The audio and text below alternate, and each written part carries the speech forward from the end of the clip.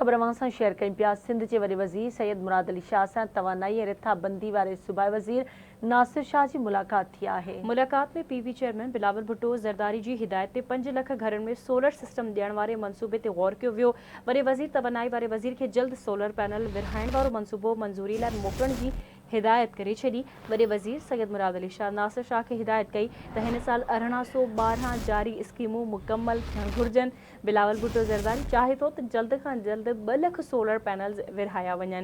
अंग अखरनि मौजिब सिंध में 5 लाख घर बिजली के निज़ाम में शामिल नाहिन।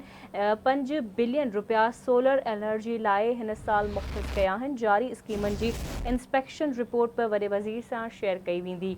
अहम ख़बर सां शेयर करियां। सिंध जे वॾे वज़ीर सैयद मुराद अली शाह सां तवानाई ऐं रिथाबंदी वारे सूबाई वज़ीर नासिर शाह मुलाकात कई आहे। अहम ख़बर सां शेयर कयूं पिया। सिंध के वॾे वज़ीर सैयद मुराद अली शाह सां तवानाई ऐं रिथाबंदी वारे सूबाई वज़ीर नासिर शाह की मुलाकात थी आहे। मुलाकात में पीपी चेयरमैन बिलावल भुट्टो ज़रदारी की हिदायत ते 5 लाख घरनि में सोलर सिस्टम ॾियण वारे मनसूबे ते गौर कयो वियो।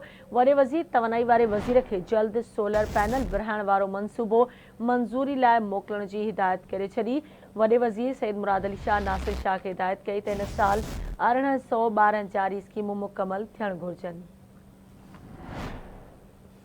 सिंध के वॾे वज़ीर सैयद मुराद अली शाह सां तवानाई ऐं रिथाबंदी वारे सूबाई वज़ीर नासिर शाह की मुलाकात थी आहे। मुलाकात में पीपी चेयरमैन बिलावल भुट्टो ज़रदारी की हिदायत ते 5 लाख घरनि में सोलर सिस्टम ॾियण वारे मनसूबे ते गौर कयो पियो वञे। वॾे वज़ीर तवानाई वारे वज़ीर के जल्द सोलर पैनल विरहाइण वारो मनसूबो मंजूरी लाइ मोकिलण जी हिदायत कई वई आहे।